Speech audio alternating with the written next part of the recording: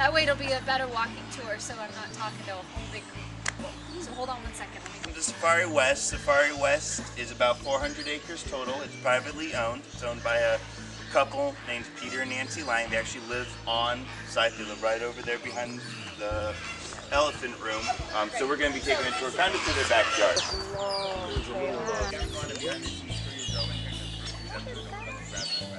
Some antelope, he said. It's amazing. It's so tiny. Yes.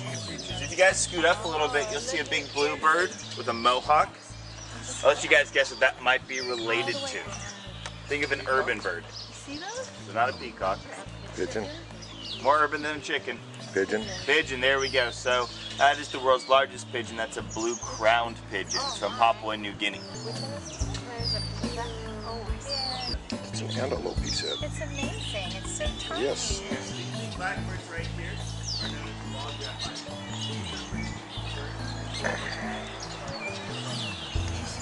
Without a feather on his head? I like this little guy, don't you?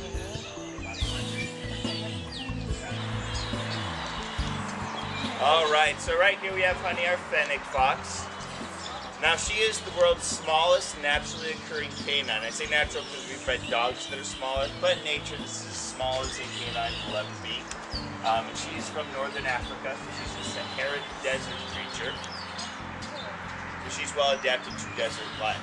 Now if you look, she has those big old satellite ears. Those ears are very good for hearing. Supposedly she can... So right here we have two fun-loving monkeys. These are Mika and Mojo, our DeBraza monkeys.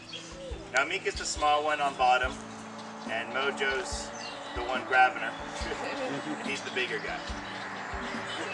Now these monkeys come from Central Africa. They are they come from Central Africa, so the Congo and Cameroon, those sort of countries where you're going to have a lot of jungles, a lot of rainforest, they're going to jungles.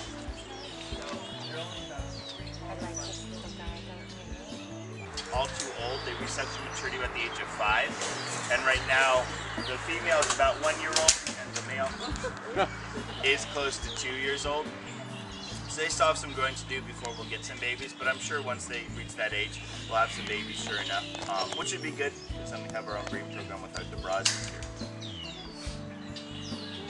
Now, does anyone know what makes a monkey in the primate world, as opposed to like an ape, like a chimpanzee or an orangutan?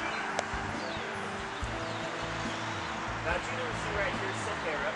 Sahara is our youngest cheetah here at Safari West. She's about 4 years old. Now we have 4 cheetahs total. We'll probably see them as we walk around. Well, we have, I think our 2 sisters are way off in the distance there. You can see them like 2 pens over. So we need to get as many breeding programs as we can with them and get a very genetic, very exact lineage of cheetahs. Cheetahs right now have a very, it's like a bottleneck in their genetic variation. So let's say a disease comes through, so what you usually want to do is you want to take a cheetah who's been breeding, and is a known mother, so take care of her young. She does breed, and then what you want to do is take her eggs, or say a father's sperm who will mate, and then you freeze it. And then what you do is you send that around the world, because at one point if you breed a cheetah here, let's say the male breeds with each female once, well your genetic variation is kind of done. So from there you then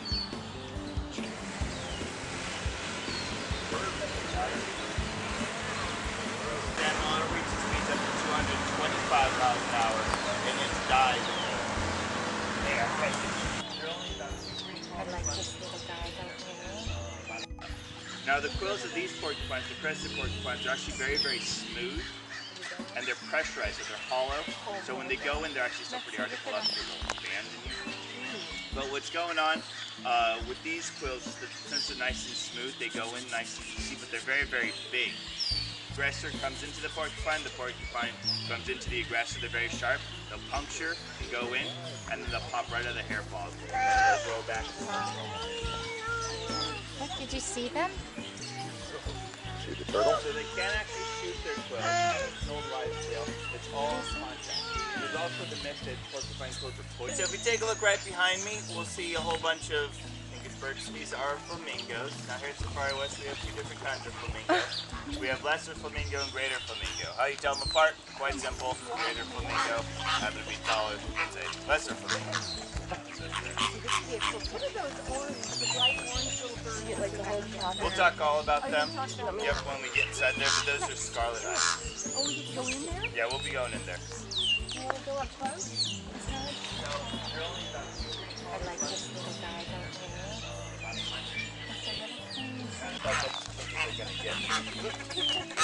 Now the lesser flamingos, the smaller ones, you'll notice might be a little bit thicker and some thicker than others. They're not all too pink right now because they're juveniles. You're going to have to go through puberty, if you will, and trying to make sure it's that nice pink coloration to be able to develop the hormones. Alright, so we'll gather right about here so you can take a good look at all these orange birds. What do you see? What do you see? So if you look, we have some orange birds here. These orange birds are known as scarlet ibis. Now scarlet ibis get that nice orange coloration from what they eat. The baby carrot's gonna die just like the flamingos. Now just like the flamingos, they don't always get that nice bright orange color right away. They're actually brown with a white belly. Now it's kind of hard to see because we moved on, but if you look all the way to the left, you'll see a brown bird with a white belly, and then there, you just flew off the other side with all the little ducks there. That's what a juvenile looks like.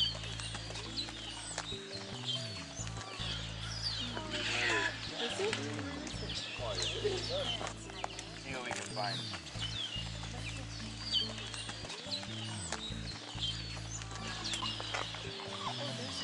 What was that? What is the bird next to him on the right? That's a female lady Amherst pheasant. The male is very, very bright and colored. He's like blue and purple and yellow and white and all sorts of fun colors.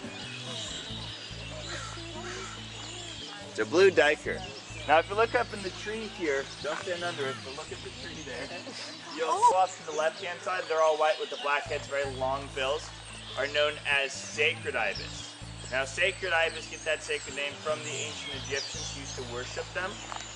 They noticed that when population of ibis were high, people were less likely to get sick, and that is actually quite true. People are less likely to get sick when when the sacred ibises are high in abundance.